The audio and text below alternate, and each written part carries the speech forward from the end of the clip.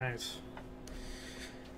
Hello, free people of the internet, and welcome to Loresworn Live, continuing our run through Hearts of Iron 4 as the glorious communist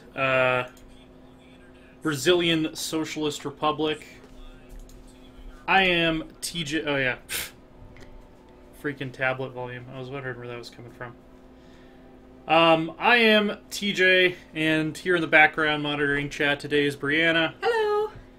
And we are we're continuing to try to spread freedom and control of the means of production to the workers of South and Central America. It's actually kind of hard to see because Mexico is about the same color, but the border is currently right about here. We're kind of locked in a protracted battle with Mexico and the U.S. right now. But if you missed the last stream, the more interesting thing that happened is that the Axis defeated the Comintern, seizing pretty much all of their territory, creating the puppet state Russian Empire. They created the puppet state of Greater Finland. What else? I'll just go ahead and load into the save so we can show the faction view. But yeah, they also own most of Africa, except for this part that's been taken back by France. The U.S. is trying to take Rome. They have not succeeded yet, but they do. The Allies kind of control southern Italy. But if we go ahead and look at factions, the Axis is definitely ascendant this playthrough. Of course, there's the glorious South American Workers' Paradise, which is the faction we founded. But yeah, there's no more Comintern, and the Axis are kind of winning. Nationalist Spain hasn't joined them yet, which kind of surprises me at this point in the war. Of course, there's this little patch of the Allies with the Norwegian commando raid that's been trying to cut them off for a while. And yeah, we're at war with, I believe, everybody, pretty much. Yeah, except for, like, the Middle East, Spain, and Portugal. We're at war with both the Allies and the Axis, so that's a lot of fun. We have no steel, and no way to get steel because no one wants to trade with us, so we're just trying to produce what we can with what we have. Meanwhile, we have a border with the U.S. on the Rio Grande. We haven't been able to push across it yet, but I have some ideas on how to do that. And right now we're just trying to get Mexico to capitulate. It's slow going because of our equipment shortage. We do have total air superiority, which is very helpful. Our Air Force is actually more powerful than the U.S. Army Air Corps is at this point in the war. Yeah, we're just kind of pushing forward very slowly with our special forces and our air superiority and try to get Mexico to capitulate. What we really need to do at this stage is we need to secure, if I can get in the right map mode, we need to secure the steel in Arizona, we need to secure the steel in Nevada, and that will hopefully fuel our production lines for the rest of the war, while also depriving the U.S. of quite a bit of steel. And then we'll be able to swing north into Idaho and possibly make our way over to Tennessee, you know, the Ohio River Valley and the Great Lakes to solve our steel shortage. And if we can get to that point, I have fair confidence that we can actually defeat the United States. But that's going to be the tricky part. We are pushing them back. This is kind of a combined Mexican American army here. They're getting a lot of their troops and supplies from the U.S., but the U.S. is also having to fight in Europe right now, which is diverting a lot of their resources. So it's bittersweet to us because when the Soviet Union fell, we lost our only large trading partner, which crashed really all of our production lines. But the Axis is now so powerful that they're keeping the U.S. tied up and actually giving us a chance as far as you know, being able to push forward on this continent. And as you can see, there, as long as we're breaking through in a few places and we continue making progress, I'm going to be pretty satisfied with what's going on here. So, it might be slow going, but air superiority is making a huge difference. I believe we also have decryption advantage. Yeah, we have better encryption and decryption than they do. And they're taking enemy air superiority penalties. And we have really good close air support as well. So, our close air support is inflicting a lot of casualties on them. I invested a fair bit of air experience into CAS planes. Escort carriers. We're building up our naval doctrines right now because eventually we're going to have to go. We're going to have to go that route. We've finished the industrial tree like completely. Not really looking at getting nukes anytime soon. We're already researching air doctrines. Can't get jet engines yet. Maybe we should start. Yeah. Let's start researching rocketry, because jet engines would actually be very helpful. I'm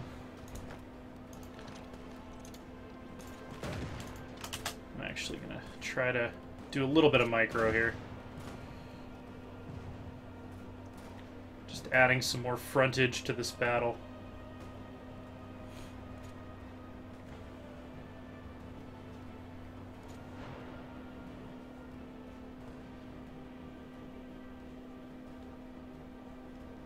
No naval invasion warnings. There's still this small naval force waiting off our coast doing nothing. How much more playtime do you think you have?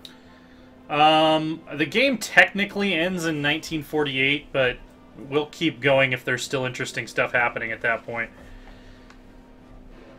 The interesting thing is going to be, if we take the North American continent, can we then take the fight to the Axis?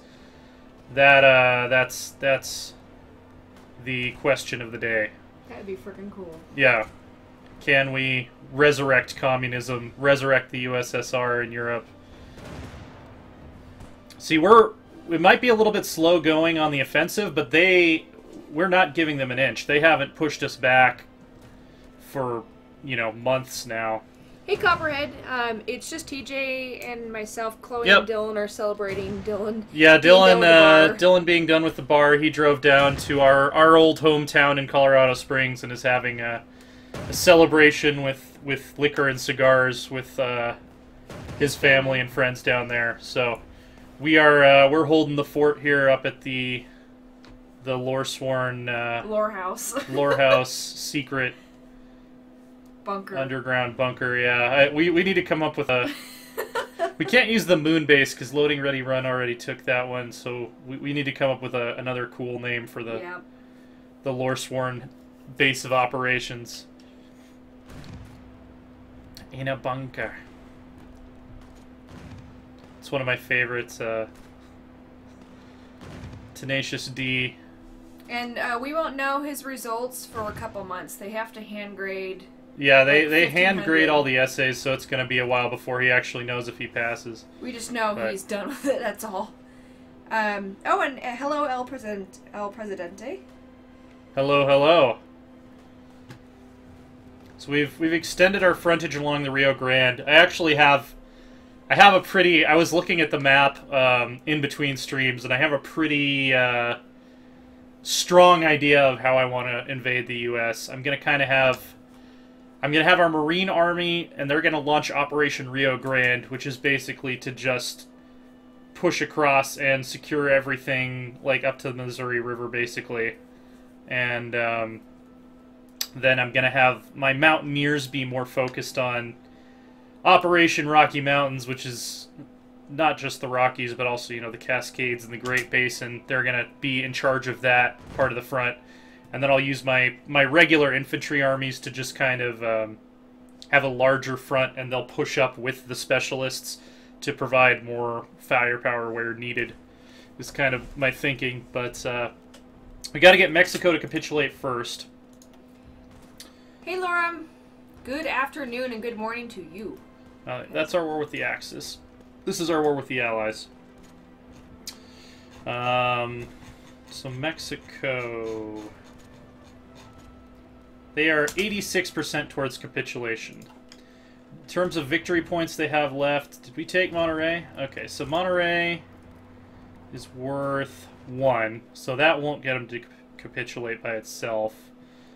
What other victory points do they have? Is that the last one? That might actually be their last victory point. I'm not seeing any other dots on the map.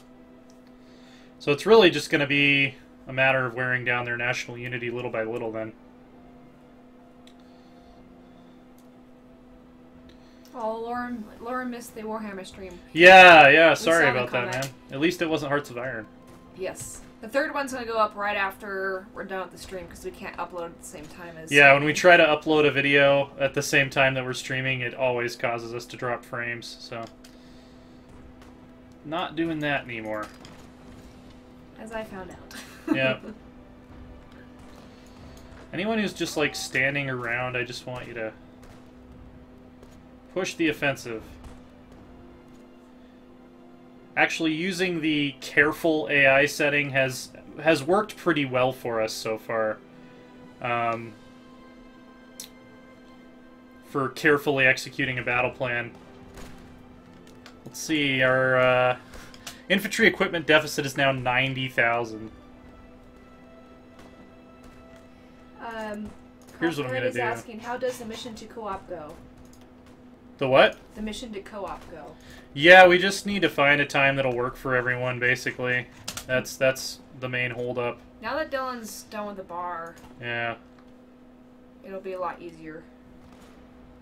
Except this week, now TJ's working every single day this week. Yeah. Make sure we still have air superiority. Yeah, we still have, I believe, total air superiority. Yep. Effectively covering 97% of the region.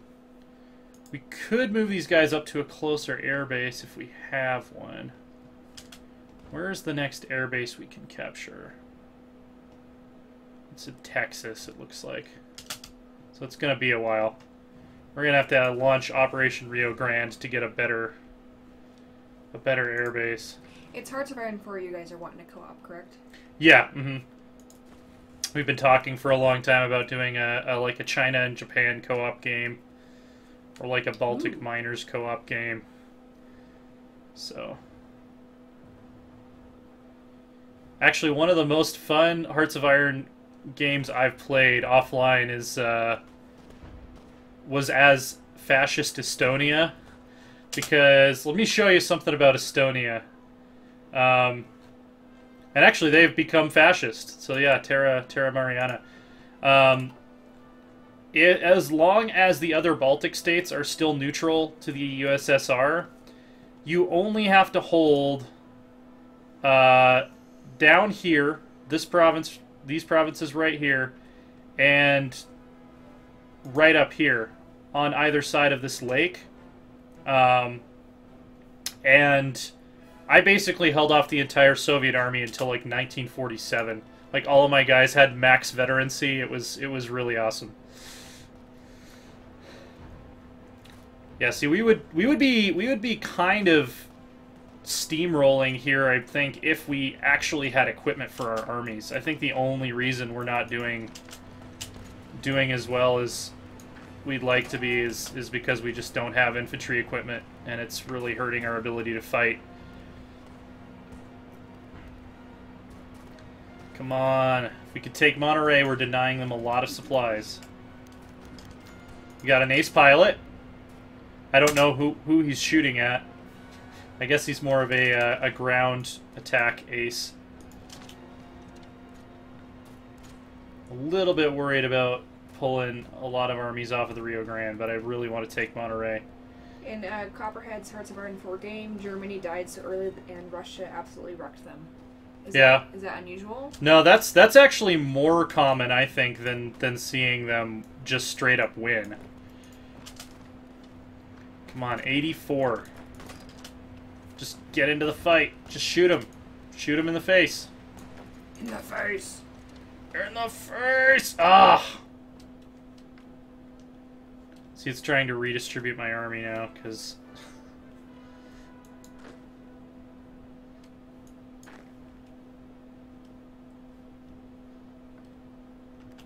Make sure, yeah, we still have air superiority, we still have decryption advantage.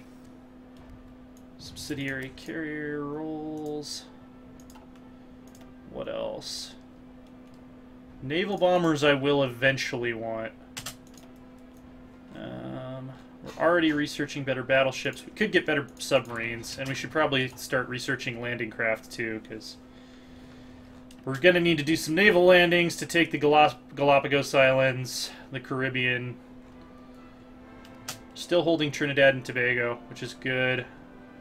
Still no shenanigan-y invasions. We're safe down here by the Falklands because I have this whole sea zone covered.